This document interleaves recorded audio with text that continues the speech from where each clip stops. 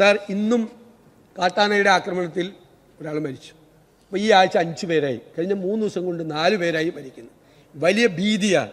അടിയന്തരമായി മുഖ്യമന്ത്രി തന്നെ ഇടപെട്ട് എന്തെങ്കിലും റാപ്പിഡ് റെസ്പോൺസ് ടീമിനെ ഉണ്ടാക്കിയോ, അല്ലെങ്കിൽ ആനകൾ ചൂടായിട്ട് വീണ്ടും ഇറങ്ങും, ചൂട് കൂടിക്കൊണ്ടിരിക്കുമ്പോൾ അതിനകത്ത് ആഹാരമോ വെള്ളമോ കൊടുക്കാനുള്ള എന്തെങ്കിലും ഒരു സംവിധാനം ഒരു ഗവൺമെൻറ് ദയവ് ചെയ്ത് ഗവൺമെൻറ് ആക്ട് ചെയ്യണം.